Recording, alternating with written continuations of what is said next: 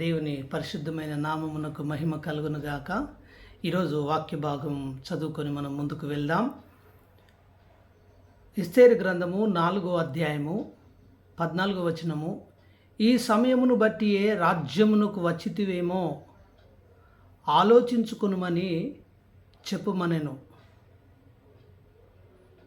ప్రియులారా, ఇప్పుడు మనం చదివినటువంటి వాక్య భాగము యూదులను నిర్మూలించడానికి హామాను చేసిన దారుణమైన మోసపూరితమైన ప్రణాళిక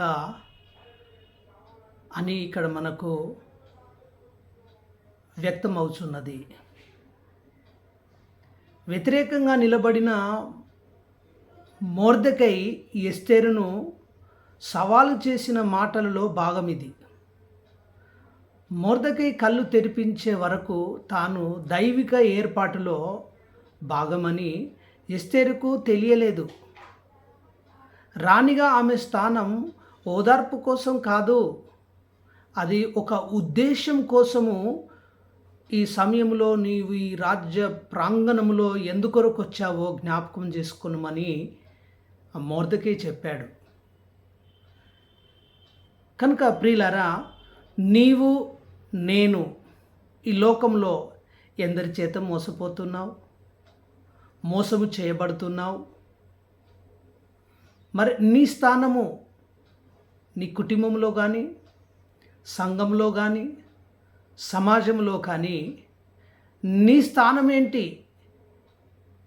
దైవిక నిర్ణయాలు నీ కొరకు ఏ విధంగా ఉద్దేశించబడ్డాయని ఈ వాక్యము ద్వారా నేను గ్రహించాలి.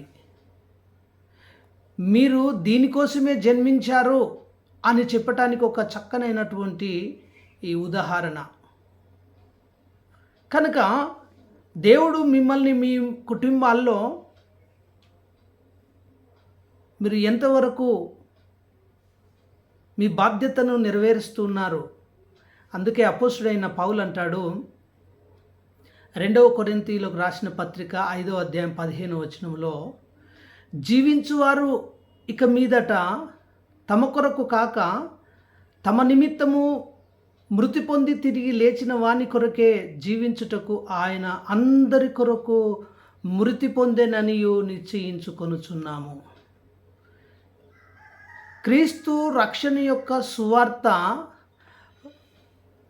వ్యాప్తి చేయడానికి మనం డిజైన్ చేయబడ్డాం. ఈ సువార్త వ్యాప్తి చేయకుండా మిమ్మల్ని ఏది అడ్డుకుంటుంది? అటువంటి అడ్డులను తొలగించుకోవటానికి కొరకే ఈ యొక్క వాక్య భాగము. అటువంటి వాటిని నిరోధించడానికి మాత్రం నువ్వు సృష్టించబడ్డావని. అందుకే 18వ వచనంలో కూడా అంటాడు, సమస్తమును దేవుని వలనైనవి, ఆయన మనలను క్రీస్తు ద్వారా తనతో సమాధానపరుచుకొని ఆ సమాధానపరచు పరిచర్యను మనకు అనుగ్రహించెను అని రాయబడి ఉంది. నశిస్తున్న ఆత్మల పట్ల నీవు ప్రకాశించేవాడిగా ఉండాలని, యేసయ్య మన కొరకు సిలువ వేయబడ్డాడని, మన కొరకు ప్రాణం పెట్టాడని, మనము సాక్ష్యం ఇచ్చే కృపా సువార్త సాక్ష్యము ఇచ్చుట కొరకు నువ్వు బాప్తిసం పొందావు, అభిషేకించబడ్డావు. అది నీ ప్రాణము ఎంత మాత్రము ప్రియమనేదిగా నువ్వు ఎంచుకొనకుండా దేవుని కార్యాభివృద్ధి కొరకు, దేవుని కొరకు వాడబడాలని, దీని కొరకే మీరు జన్మించారని నీవు కానీ నేను కానీ నీ జీవితంలో జ్ఞాపకం పెట్టుకోవాలని జ్ఞాపకం చేస్తూ ఈ మాటలు ముగిస్తున్న దేవుడి మాటలు దీవించునుగాక. ఆమేన్.